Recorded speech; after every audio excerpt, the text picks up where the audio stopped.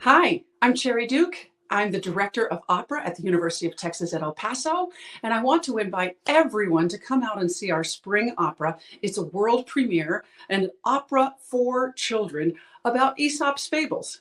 It's called The Fox and the Cookie, and it's written by Maria Thompson Corley, who's going to be with us for the two ticketed performances on Monday, March 27th and Tuesday, March 28th. Both of them are at 6:30 so that you can bring the young people in your lives and still get them home in time for bed on a school night. The tickets can be purchased at any UTEP ticket center. You can also purchase them at the door, but save some time, skip the line, go to the ticket center anytime between now and March 26th to pick up those tickets. We hope that you'll join us. It's fun for all ages and interesting and educational.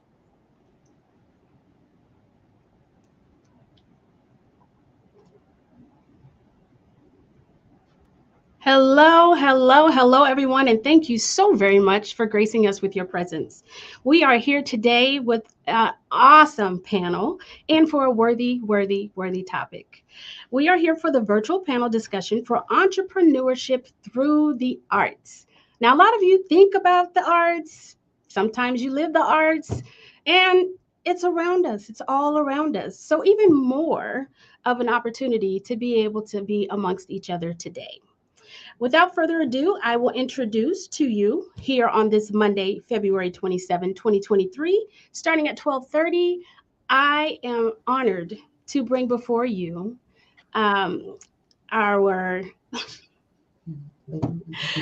panel, which will introduce themselves. Now, the reason why they're introducing themselves is because who do they know better than themselves? And I want to make sure that we do them justice because this is such a worthy and honorable type of topic. So going forward, I turn it now over so that way you can introduce yourself. Thank you so much. Hi, I'm Cherry Duke. I direct the opera program here at the University of Texas at El Paso. And before I moved to El Paso, I lived in New York City, where I was a freelance opera singer and also a consultant and web designer for other musicians and artists and opera singers. And I've done music business seminars around the country on the topic of entrepreneurship as a freelance musician, specifically singers. Thank you. Next.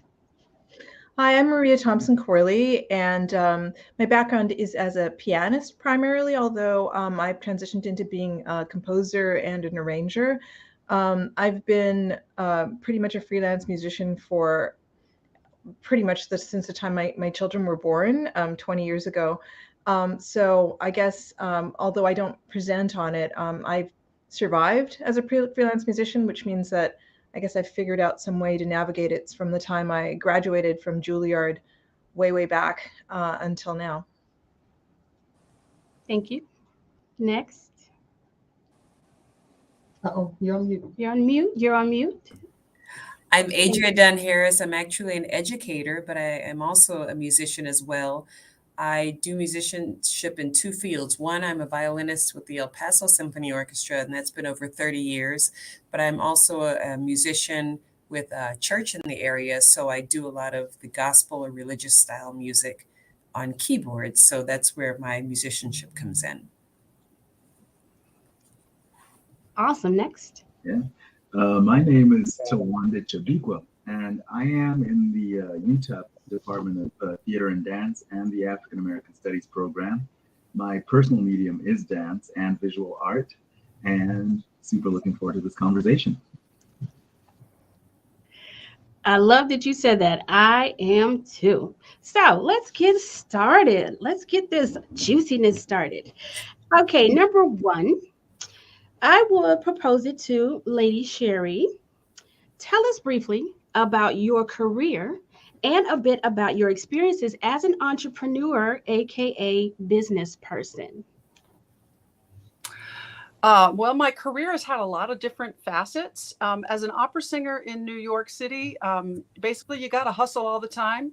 You got to make sure that you're always looking for that next engagement, and you're keeping track of your finances. This is one of the things about entrepreneurship that a lot of people resist talking about. But accepting gigs that will pay you enough, or figuring out ways that you can manage your life even whenever you're taking a gig that doesn't pay enough. Keeping track of your income and expenses and your is the very non-glamorous part about entrepreneurship, but very important. Also, publicity, making sure that you are representing yourself in the way that you want people to see you as often as possible. So that's part of what I've done as an opera singer. And then I also started a business when I was in New York, Your Type Arts Partners, which had several different iterations. Basically, I started out doing computer tutoring, and then it morphed into graphic design and web design, and then later into these music business seminars. So that was a way that I used my entrepreneurship skills to support my singing career, because that could be a flexible day job, if you will.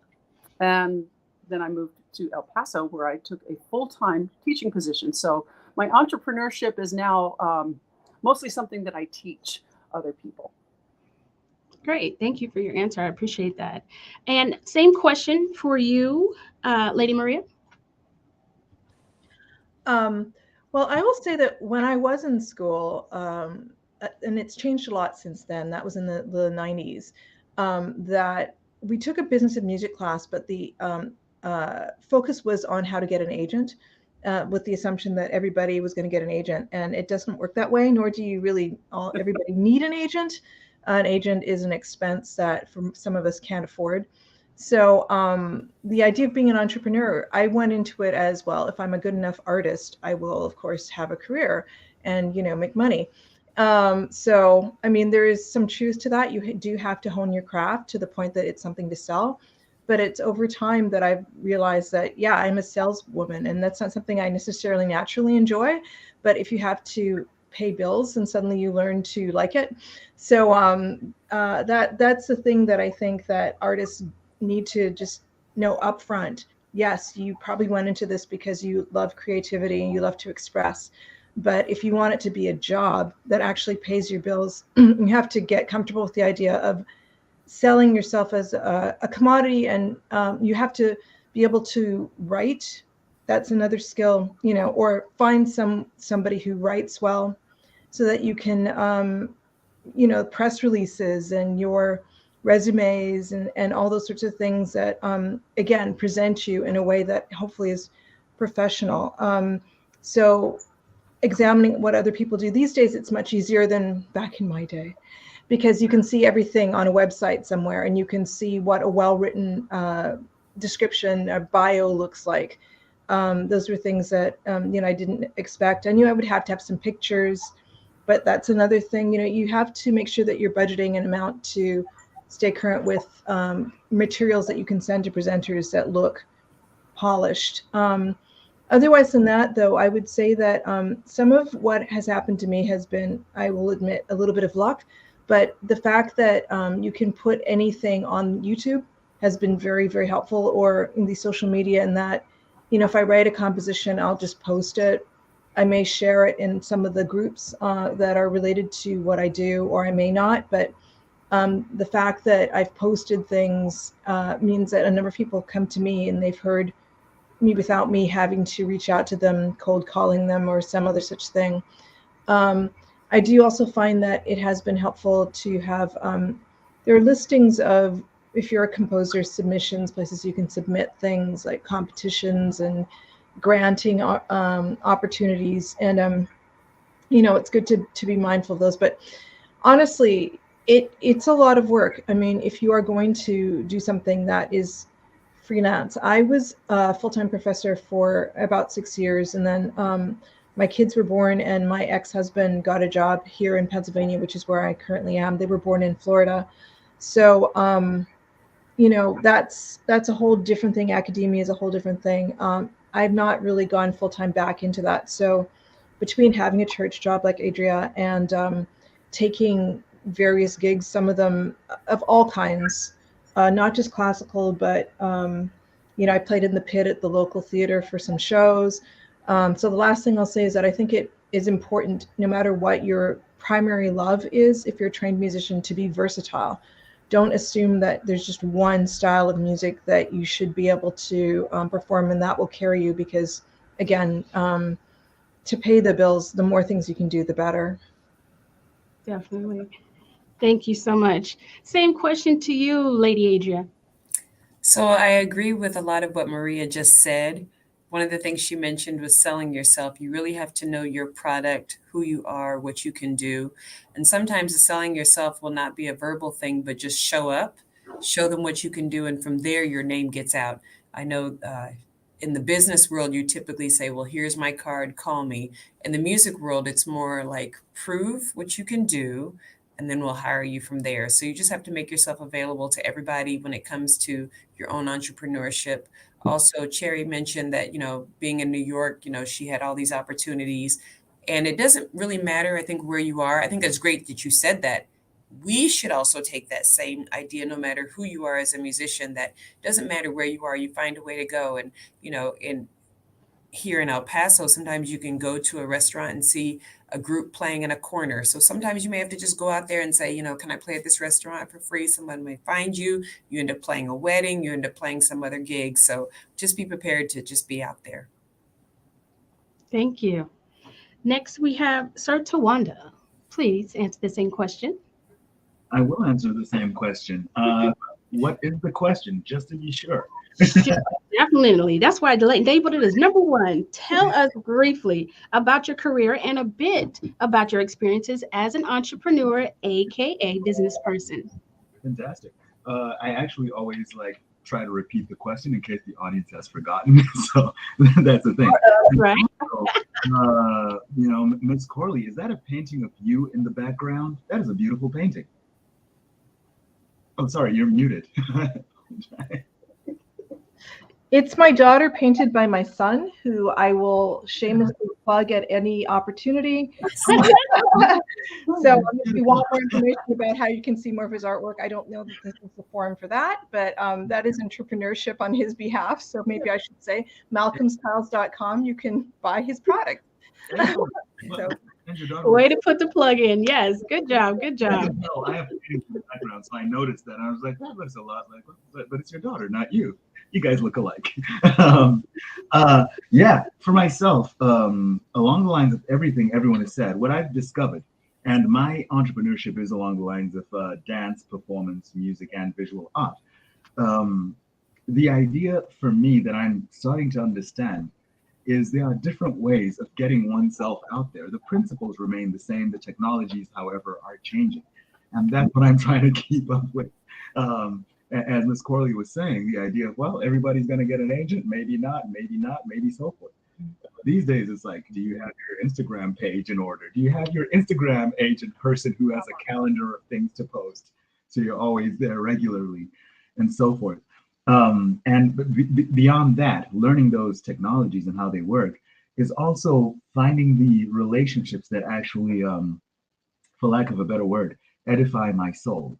I will not work with anything that takes away, depletes, and burns me out anymore. I've learned there's a degree to which, desperation is expected from artists. Yes, you'll work those waitress and waiting jobs and server jobs, and while you're paying to go to auditions, so forth. And I think there's a certain finding a deep center within myself, understanding what is the audience that I want to serve, and what is the long-term project I'm working on, or a series of projects that really kind of edify who I am and support my life and lifestyle. So that way I'm not scurrying about trying to impress everyone and anyone and trying to be the loudest one in the room.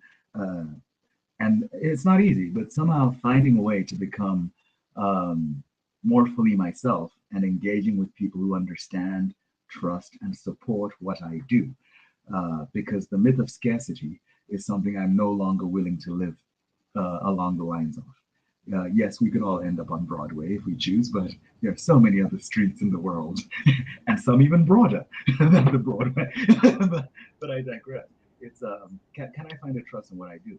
Build a clear audience and a clear way to approach them, and understand that people are changing the ways that they do things. Again, technologies are shifting. How can I keep up with that in a way that's sustainable for myself. And that's all I have. We appreciate that. We definitely do. And on this panel, with everything that you've said, so much wisdom, and not just in regards to the things that you say, but more so experiential.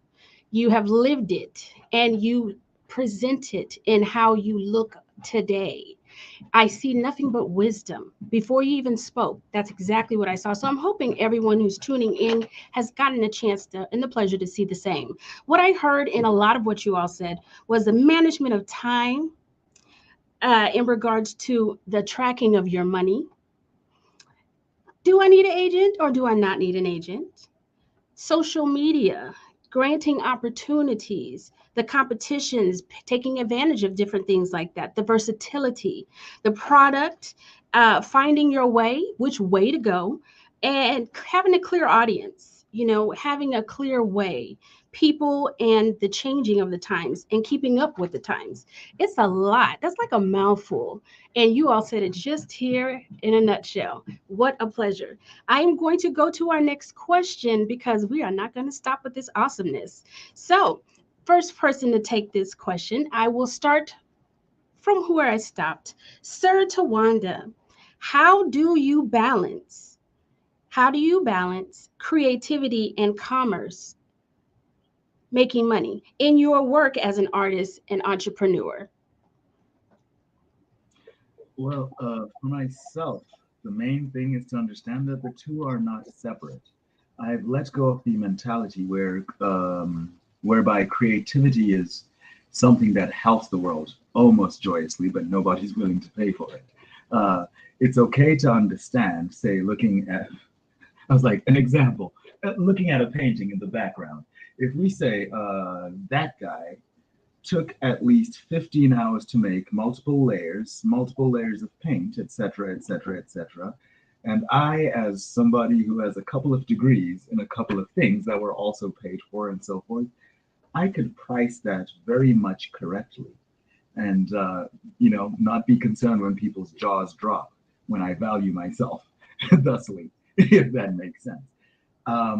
But also, how can I help an audience understand the value of what I'm doing commercially? Yes. Let's say if somebody has a BFA, an MFA, or a PhD and so forth, that's work put into an art form. We're not just putting notes on a piece of paper for people to sing in public. We did not come up with that in 5 minutes, did we, Miss Corley? Indeed. It's an entire research, an entire dramaturgy, an entire digging into an idea very specifically. The value of art and my understanding of the value of my art continues to deepen, and becoming okay with being valuable is actually a shift. And lastly, I'm from Zimbabwe myself, and there's a thing that happens in parts of Africa in general where visual artists are actually bought by the West. And we have billionaires in Africa. They're not buying African art. They'll rather buy a poster of Monet. But also, that mentality, colonial though it is, how do we actually help the audience understand the value of what we're doing so they will come? Indeed. And I am as valuable as a nurse, as valuable as a butcher, as valuable as a gardener, as valuable as an accountant. And it's okay to help cultivate those things. And there's something about, as I said before, in my being and relationship with others, where I start to cultivate that value and to trust in it and to share with other artists that value. And there's a thing we can do as artists together where creating a village can sort of help us be out there in the world and our value being understood. I think people understand our value, they feel it, but they don't really get it when it comes to the commerce side. So again, my work has simply been in cutting out the line between commerce and creativity and understanding that in a world that works in money, my work, my time is valuable thusly, and I will work that way, Thank you. That's all I got. Thank you so much. Same question, Lady Adria. In balancing creativity and commerce, I'm a person who loves, it's kind of a side gig that I do. I help people balance their finances and things like that. So I just realized you have to know what your bottom line is going to be. You have to set your budget, figure out how you're going to get there, and don't spend beyond it. As artists, sometimes you get a lot of money coming in, and sometimes it's very far, few and far between. I would especially pull out the COVID time where there were no extra gigs, there was no playing anywhere, you were on your own, trying to figure out what you were going to do. Because I'm also an educator, I did have that solid salary, but generally as an entrepreneur, you have to just plan ahead of what's going to happen. There are some things that are regular things if you're part of a group, whether it's opera, symphony, something like that, a chamber ensemble. But if you're just going out to live by gigs, just be aware that sometimes a gig will come up and it's possible a gig can be canceled. So just as a person who's trying to figure out the creativity, always stay creative no matter what. Just let that be a daily thing. Write if you're a writer, continue to write, continue to hum if you're a singer, whatever you're doing, continue to do that. But just always figure you've got to keep your eyes on your finance. So when it comes to commerce and making money, just be aware sometimes it's going to be full and sometimes the pot's going to run thin, but just make sure that you've always got your bottom line intact. Thank you. Lady Maria, same question. Yeah, my route has been kind of circuitous, and I have faith in a higher power, and part of the reason for that is that this has always come through for me. But I will say that in some ways the pandemic freed me to become more of a composer. I did find opportunities for online performances, but a lot of my composing output has been very I've done a lot of things when I had more time. I worked on a solo piano CD, which I don't know if I would have done if not for having time without as many gigs. Now, I had the church job and that didn't go away. If that had gone away, that would have been an interesting challenge. But a lot of my creativity has been just because, I'm the kind of person who gets a little bit, I don't know, I get a little bit obsessed by something. So if I feel like I'm going to write with words, I will write poetry. I wrote poetry just to write poetry. And then I found that when it came time for when people started asking me to set that poetry, I was setting some things just because, a friend read something and asked me to set it. And it wasn't money that I was thinking of, but that particular set has been one of the best-selling song cycles that I've had. It's called Grasping Water. And so I can't say I always do things with a goal in mind, a financial goal in mind. But it has been important to embrace the fact that of my own value and the value of music. And I can't say that I always felt 100% confident enough to ask for, the amount that perhaps I would ask for now for a number of things. And that's sort of been a learning curve. You're talking about education. I have a doctorate from Juilliard, which I thought people would automatically sort of give a certain degree of financial value to, and I don't know if it's the fact that I'm Black, but over time I've had to learn to, yes, show up, assert myself as someone who has, bring it when I actually step in and perform, and people have responded to that. But as far as naming your price, that's something that I have to admit, I'm learning more and more to ask for more for doing what I do, to value it. It's been a journey. And I will also say that I try to make sure that at least once a year I will do something that's purely charitable. So I'll perform for something that's purely a fundraising gig, because I do feel that a lot of what I do is hard work, but a lot of it, or at least some of it, is a gift. And so I'm not going to give to, it's not like I'm constantly performing for nothing, but I try to make sure that I keep in touch with that, because I do believe that, it's something to be shared, and I'm grateful for it. And so I don't know if that talks about the balance, and I'm not sure that I have a perfect balance, but while keeping in mind that bottom line, which I think is extremely important, I do like to be creative just without a particular financial goal in mind on occasion. And I find that those things are very often blessed by being picked up and getting noticed and leading to something else. So I'm not quite systematic yet. Got you. And definitely, we will have Lady Cherry come through, and then after that, we will have Sir Tawanda. You have the floor. Thanks.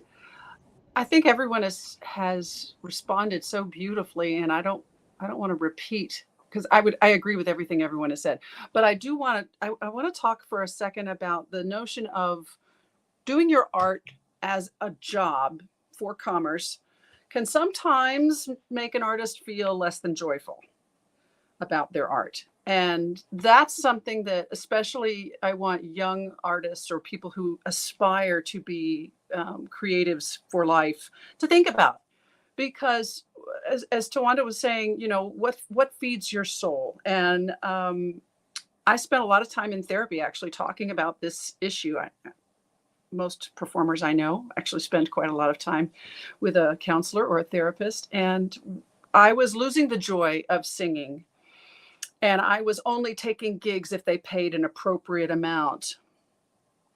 And so, after really analyzing how I felt about singing and making music as a living, I came to the notion that I needed to sing for joy rather than for money. And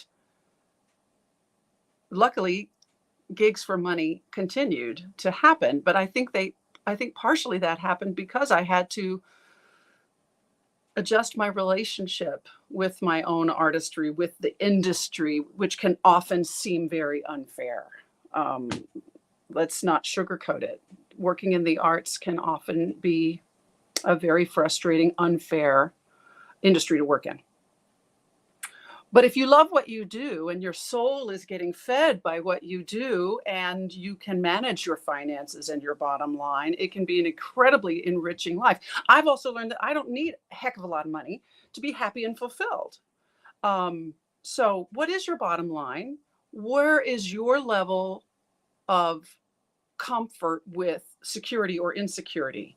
Some people are like, I can't do this any longer because I need the security of a paycheck. I need to know that every month I'm going to get the same amount of money and that I have health insurance and all those things and a nice house. Some people really, really need that. And some people thrive on the uncertainty.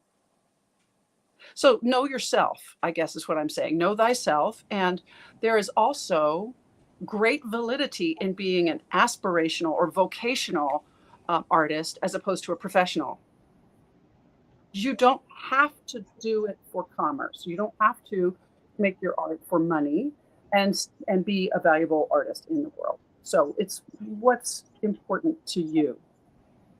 And you can be an aspirational or vocational artist and have some other job that gives you that salary if that's what works for you. But so I don't want to tell anyone out there what they should do specifically, except know thyself, honor what you need, and if it's going to be being a professional artist where the money comes from artistry, well, yeah, you're going to have to figure that out. Thank you so much, and thank you all for answering. I'm turning it over to Sir Tawanda. You have the floor. Oh, indeed. Idea is this. I have a quick question to throw into the mix. But before I do that, I'm also going to say, within those considerations, as an artist, there are certain realities we must consider. There are realities that are universal and realities that are specific to some. By which I mean being Black in the arts is very different from just being in the arts. The idea for being, you could work 12 jobs and then, try to get those 3 jobs for Black people that are in the arts, or you could be in a place where things work differently. I've just realized that there are things, and beyond race, there's also gender that matters. So as I try to expand this, I think there are ways in which to acknowledge those matters. And I think there are more and more organizations that are starting to dig into the people of color, digging into non-male gendered ways of doing things, and things of that sort. And I find those deeply, deeply exciting. I had a just very quick question for Miss Corley, which was creating an opera, Aesop's fables, or Aesop, depending on where you come from. Finding a story that makes sense here. A story that's not necessarily familiar, but familiar, because fables are an indigenous thing, no matter where you're from. Creating, as a Black creator of this, finding people who would love to do it, and finding your own voice in doing that. That was basically my question, non-question. I have a strange way of asking questions, but I was curious about your experience because it falls in line with this entrepreneurship and things you have encountered. Questions on hand. Thank you for saying that and sharing. We appreciate it. And we were going to kind of lead up to that, being that it's Black History Month. But at the same time, we want to make sure we value your thoughts and your presence. So I would like to go back to the questions, so that way we can definitely have the spreadingness of joy and love and everything across the board. This question is going to be posed to, I'm going to go in this order, Lady Cherry. And this one is going to be, how important is collaboration in your work as an artist entrepreneur? And how do you find the right partners? And I say that because some of you have already mentioned some of the information in regards to these questions, but now it's tailored to you specifically to share that information. Lady Cherry. Thank you. Collaboration for me is so exciting. It's everything. You know, as an opera singer, a lot of my work is practicing alone in a practice room. And that is my least favorite thing to do. I want to be with the other people. I want to be on stage with the other people. I want to be creating programs that involve lots and lots of people. And for me, that is just the most exciting thing. Almost every production that I've curated and produced for Opera UTEP has had guest artists, whether it be other faculty members coming to perform alongside the students, or people from other departments, like we're doing a lot of this semester. And of course, collaborating with a composer like Dr. Corley is really exciting. And, you know, through our chance meeting last October, she has now written this wonderful new opera that we're going to produce next month. So for me, collaboration is everything. It is the joy. It is the opportunity not just to make art with someone else, but to have the art go beyond the art studio or the music building and out into the community, out into the other parts of the university where they may not have thought about music and art so much, but they can, hopefully the community at large can start to see the value socially of what we do in the arts. This is kind of like a changing of things, even though things are usually in order. Since we're in music, theater, fine arts, we're going to put a twist on it and tweak it a little bit. And we're going to go back to Sir Tawanda to talk about the plight, shall we say, of Black entrepreneurs. And so with Sir Tawanda, Dr. Tawanda, we want to make sure that we address what you mentioned, even though you did it before I did. That's okay. Want to make sure that you get the opportunity for all of you to weigh in and chime in on your thoughts. So with that being said, I have this information in front of me, and it says, entrepreneurship through the arts as a Black professional. Can you share your experience as a Black entrepreneur in the arts industry? Like, what unique challenges have you faced compared to your non-Black peers? And then we'll go from there. We will go with Sir Adria. Sure. Ma'am, excuse me. I apologize, y'all. No. All this twisting and stuff. That's okay. Doctor. Oh, no, Tawanda is just fine. Tawanda is just fine. That's the way I walk in the world. There's a joyous beauty in it.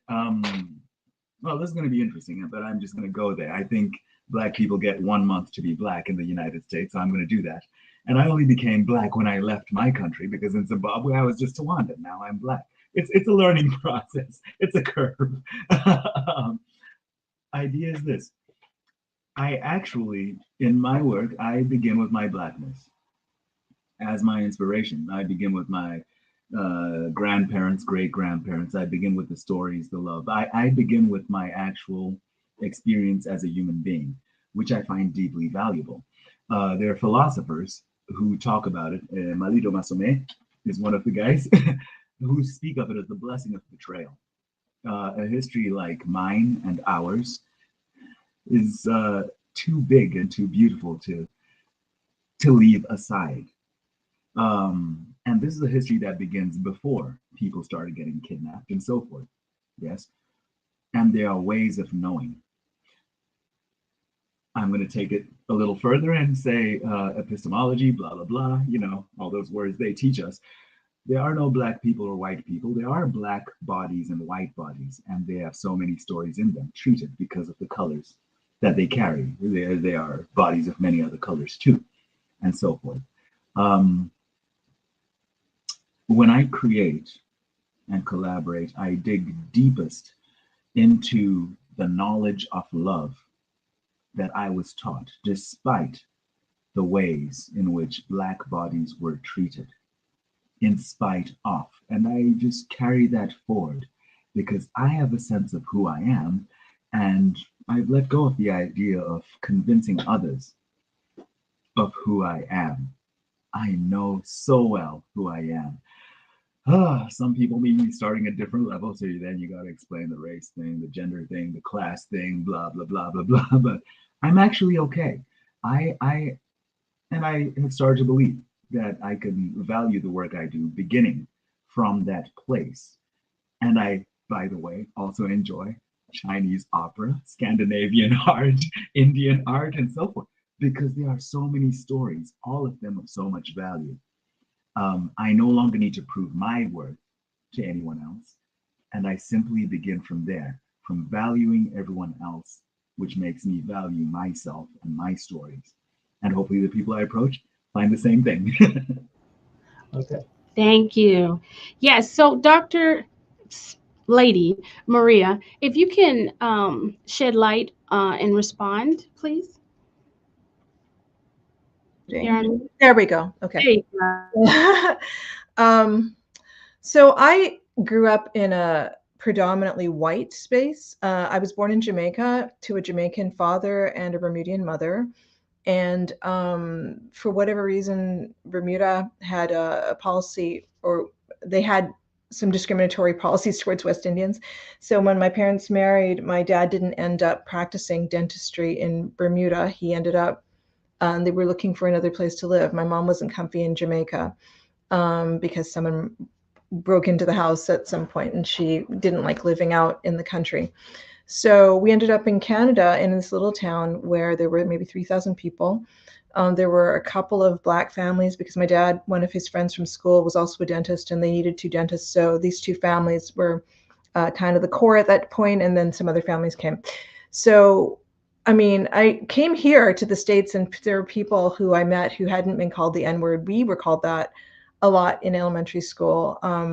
My brother and the eldest girl, actually, of this other family would beat people up when they got off of the campus, the school. And the other thing that we did was excel. We were, you know, and again, that whole thing of just doing, I mean, you didn't have to do better than everybody and everything, but that idea of just, you know, you state your case by how you do things. And so I was very aware in Juilliard of being the only Black pianist for a number of years.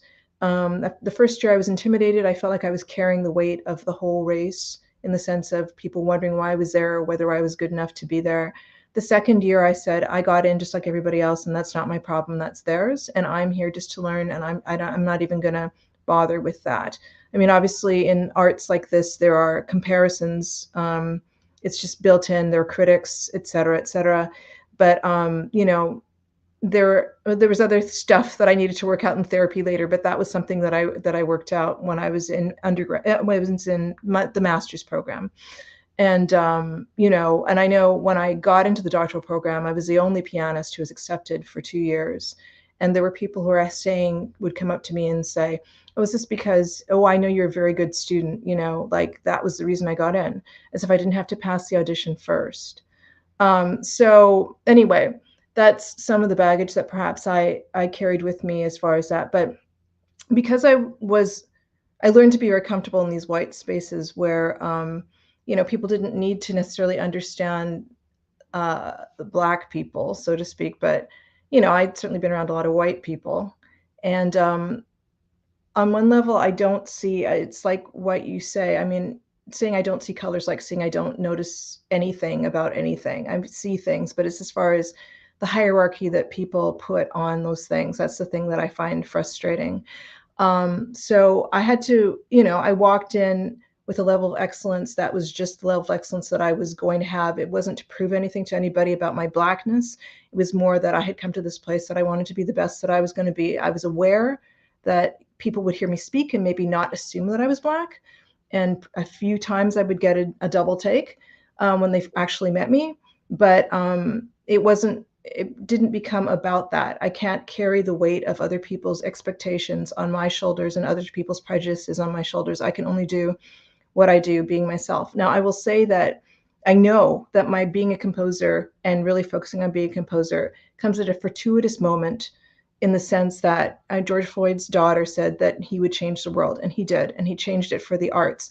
And it's a sad, sad situation that a man had to be tortured to death for all of us to watch, for some people to say, maybe we aren't giving certain people an opportunity to be on an equal playing field. But that's kind of what happened, to the point that I've had comments from I've heard white composers or white women saying something along the lines of, it's not enough to be a woman anymore. You have to be a woman of color to get an opportunity. Now, the ideal thing is that everybody is able to embrace, and there is no hierarchy in the back of somebody's mind of, okay, well, we're going to give this one a chance, or we're not even going to consider this one because of these external factors, or, it's a Gordian knot, in my opinion, at this point.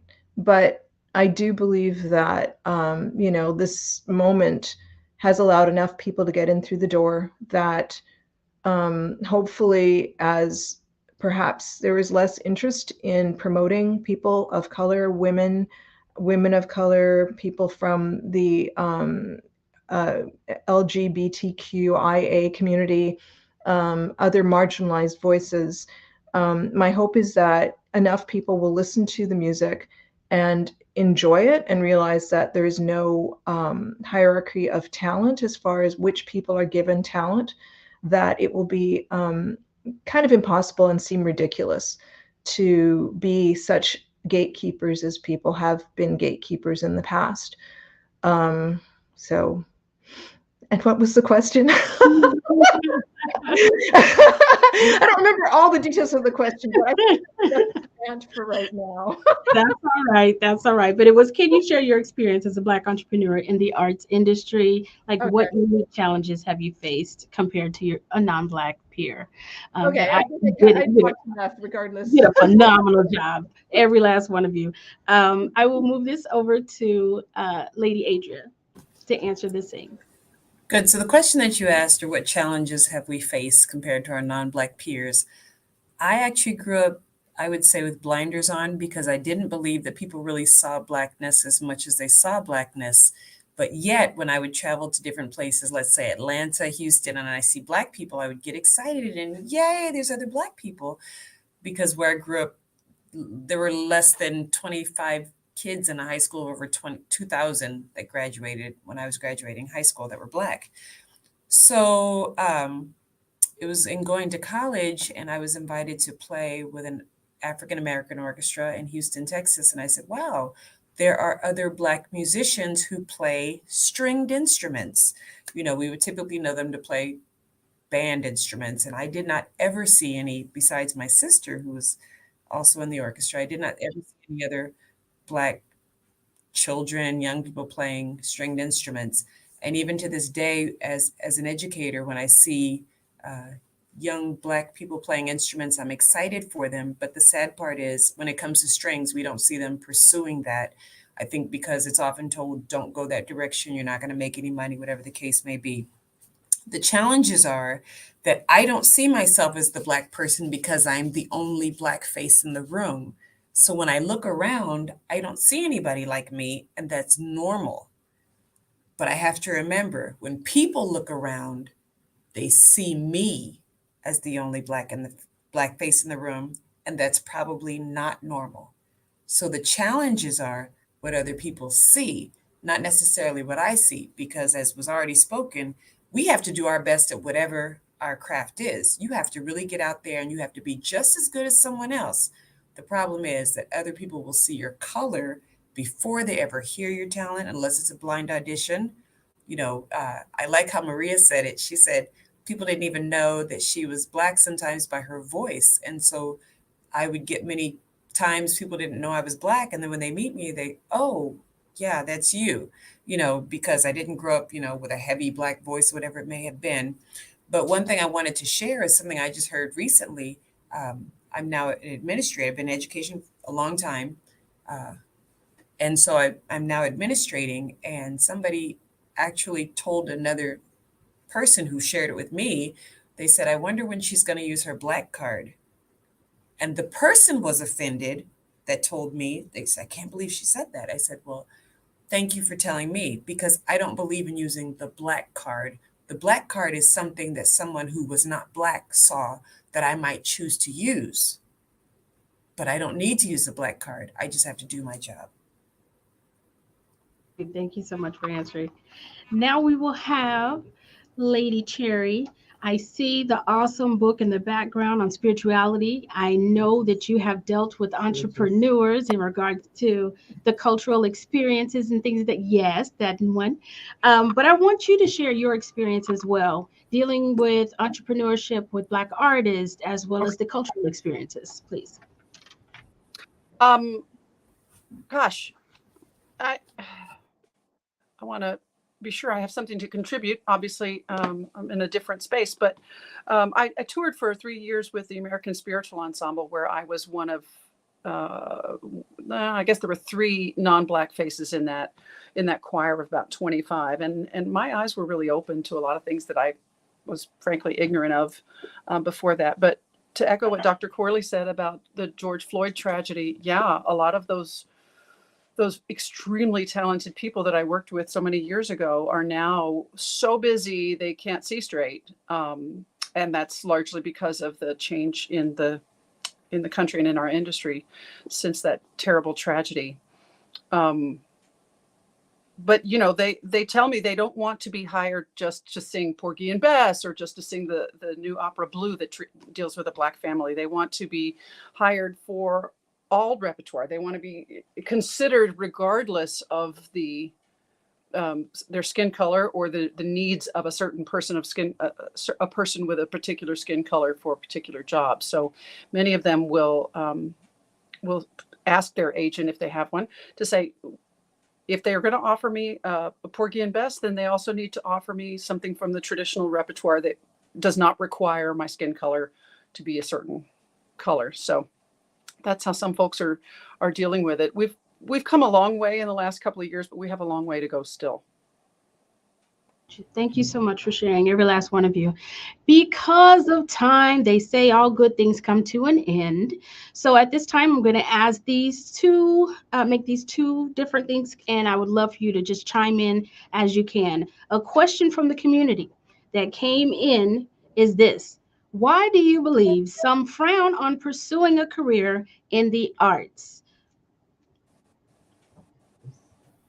Who wants to go first? Lady Adria, please chime in. I'll immediately say that when I told I had planned to become an attorney, and I was at my orientation in college, and somewhere in there I heard a voice saying, I miss my violin, and so I had to go back home from orientation and tell my parents, I've changed my major. I'm no longer pursuing law.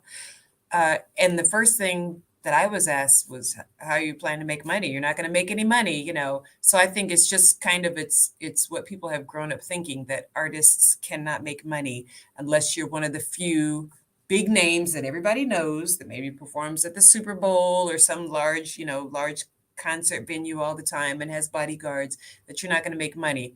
But I think Cherry said it real well. One of you said it. I'm sorry, I don't know who said it, but you also have to be happy in what you do. You can't just look at it for the money. It has to make you smile when you go to those performances, when you're struggling in a rehearsal and you're practicing, and whether you're learning lines, learning a move, or learning an excerpt. Does it make you happy? Can you just really have that end in mind? And so even though people may frown on it, I think more monetarily, but in the end, the community gets the high advantage of seeing the hard work that we put in the arts. Did anyone want to chime in before we move on? Yes, Lady Yeah, Cherry. I will add, my uncle, my dad's brother, was a professional trombone player for a few years, and his wife was an opera singer. She was no relation to me, bloodline anyway. And my uncle had a drinking problem, and they ended up not pursuing the arts for the rest of their lives. They changed careers. But so whenever I was talking to my parents about pursuing a career in the arts, they were concerned, I think, about drugs, frankly. They were concerned about the lifestyle and that it would not be healthy. And yes, of course, they were also concerned about money as well. But I want parents out there whose children are coming to them saying, I want to be an artist, to know that, especially if you're going to be an opera singer, let's just do that. I'll speak to what I know. Sure, there is some drinking and drug use, and I'm sure some other not so healthy behaviors that go on. But if you're going to be a successful opera singer, you must take care of your body and your mind and your spirit if you want to be successful. It's much too difficult to do your job well if you are not healthy. So, Thank Chime in real quickly. you for that. Next, I'll have Sir Tawanda. Yeah, I was going to say, I'm going to chime in and tag on to what Cherry said, because there are so many things we need to let go of when we think of what artists are. There's this idea of the depressed artist, the junkie, druggy artist, because they're so close to death and blah, blah. No, guy, I can wake up at 8 a.m. and go to sleep at 10 p.m. and wake up the next day healthy. I eat my vegetables and so forth. I am not a junkie on a spiritual chase, which I think as artists, you understand this, I think. So sorry for the hard metaphor there. But it's like, I think there's an extent to which the world still believes artists are people who are just like junkies on a spiritual chase. They are lost, they are sad. That's how they create so much beauty, which we will buy and never pay them for until they're dead.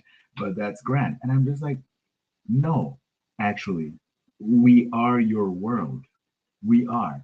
When you walk outside, graphic designers have created all the posters and billboards and the roads and so forth. It is a part of who we are. We need it. Can we actually support people who intentionally, and by the way, I believe there's more drug use on Wall Street than in the art industry, right? Doing stocks and marketing, but we won't talk about that. We'll talk about, oh yes, this one Basquiat died, and this, folks, we create. The value of what we do is evident to all. It's just, how do we convince people to pay for it and also look us in the eyes, not as a thing of shame, right? We don't want people showing up to an opera being like, that was a wonderful opera, but they can't look Miss Connolly in the eyes. You catch my drift. That makes absolutely no sense. There is so much of us in art around in the world. Can people actually look us in the eye too? And of course. Thank you so much. On to Lady Maria. I just very quickly, what I wanted to say was that I wasn't necessarily pushing my daughter into the arts because, she's a singer-songwriter and she moved to LA. But I will say that if it's something that is that deeply embedded that you're willing to make the sacrifices, I will tell anybody, then you must do it. If there's something else that you feel that you can do and still be happy and then put it in that background as just a hobby, then do that. But if it is that sort of thing where you have to find out, I mean, when you are old and gray, if I compare it to falling in love, if you are that deeply in love, you will pursue it. if it breaks your heart gets broken, your heart gets mended, whatever. If it turns out to be something that you become later, and it's rarely indifferent, but it's like a love affair. You follow it, either it works out, it doesn't work out. But I think that, you don't have that in the back of your mind, like, oh, I wonder what would have happened. And I think that, so for that reason, I mean, I know college is expensive and that's the thing, but, so many people learn so many different skills and use them in maybe ways that they didn't expect. So if it's not going to work out, if you're not going to be a professional musician, that doesn't mean that you'll never have a life or earn a living.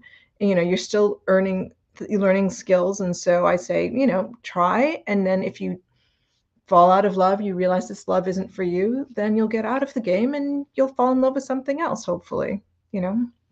Awesome. Thank you. Thank you so much. So what we're going to do right now, we are going to ask for every last one of you to share your final thoughts. And as you do this, the last person to go will be Lady Maria. Would you like to go first, Lady Cherry? Final thoughts. I want to echo what Maria just said, actually, about having a career in the arts, or rather pursuing the arts, and then maybe you don't end up having a career in the arts forever.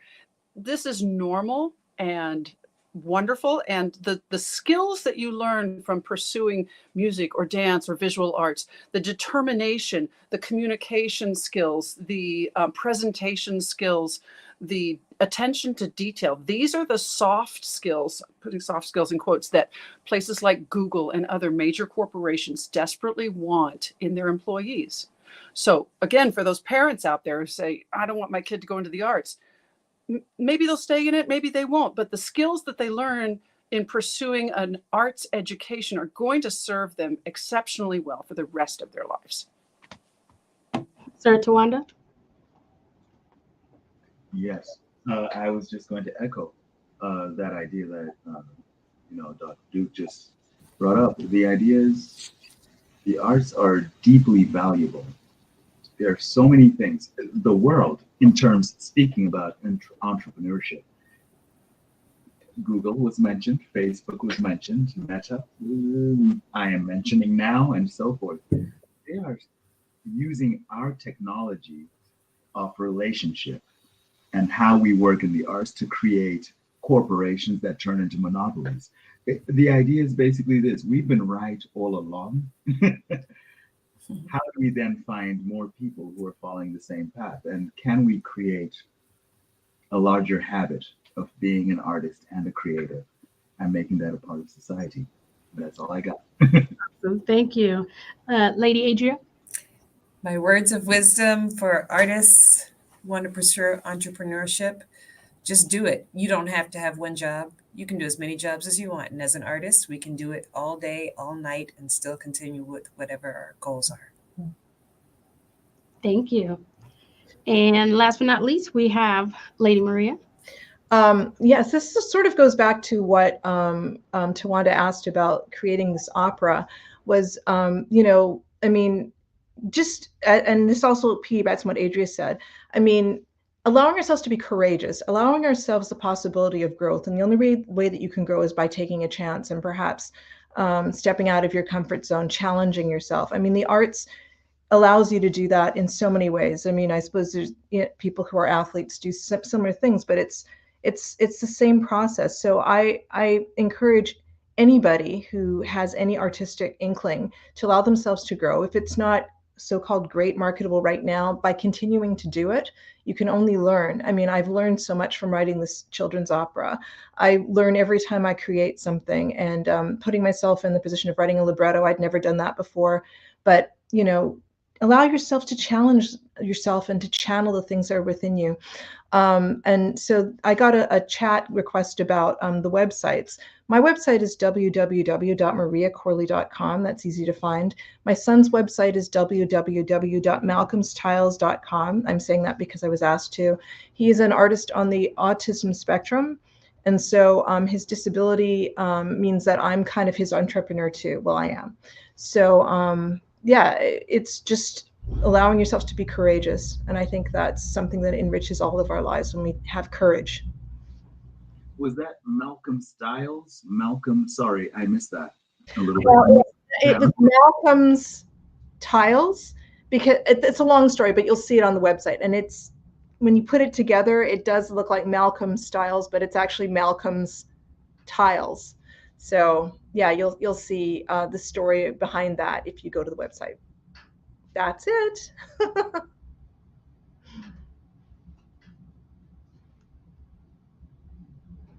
And I was curious if Miss Shonique had something to say as well. She's just been asking us questions. You got a half a minute left. You're muted, sorry. Okay. Yes, I was muted. Thank you for that. I appreciate it. And thank you for the opportunity. This is awesome. I have been raised in a musical family. So this, when I was asked, I said, sure, no problem.